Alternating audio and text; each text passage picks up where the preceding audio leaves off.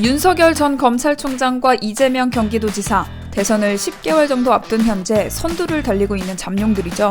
이 양강 구도가 대선 레이스 막판까지 과연 유지될 수 있을까요? 우선 두 사람이 양자 대결을 하면 윤 전 총장이 앞서는 걸로 조사됐습니다.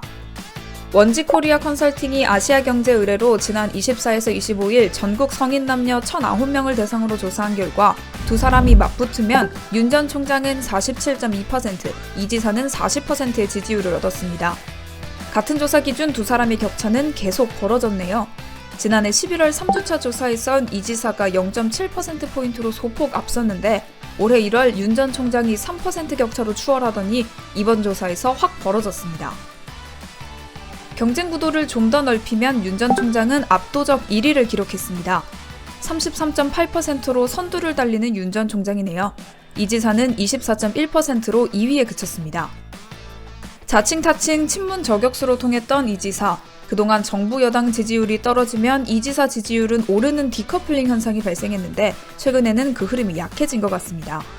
앞서 본 것처럼 윤 전 총장 지지율은 30%도 넘는 조사가 속속 발표되는데 이 지사 지지율은 대부분 20%대에 머물러 있기 때문입니다.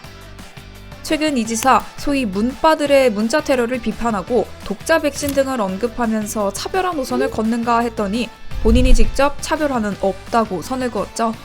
독자 노선과 동조 노선 사이에서 친문과 줄다리기를 이어가는 모습인데 그 사이 친문 저격수로의 이미지는 퇴색된 게 아닐까요? 보궐선거에서 여당에 등을 돌렸던 20대 중도층이 이 지사 지지층에서도 빠르게 이탈하고 있습니다. 윤 전 총장의 사정도 다르지 않습니다.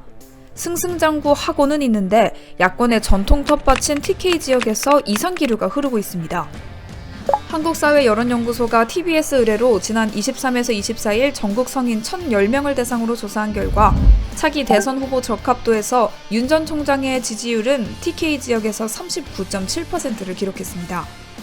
한 달 전인 3월 26에서 27일 실시된 조사에선 56.8%였는데 무려 20% 가까이 빠진 겁니다.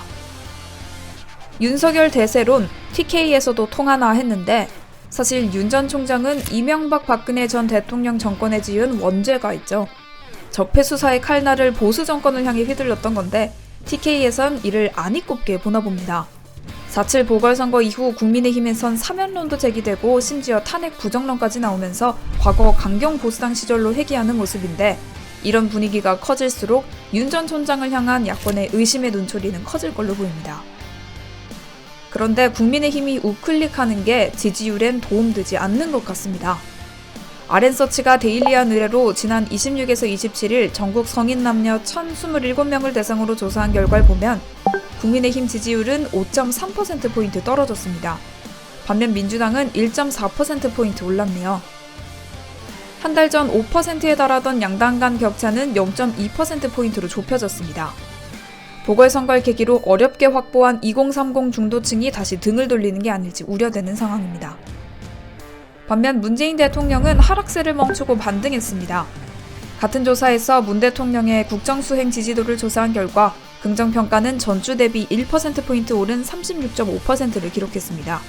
부정평가는 1.5%포인트 떨어진 58.8%였습니다. LH 사태가 어느 정도 잠잠해진 데다 문 대통령이 백신 수급 전 전면에 나서면서 백신 대란 우려를 적극적으로 반박했죠.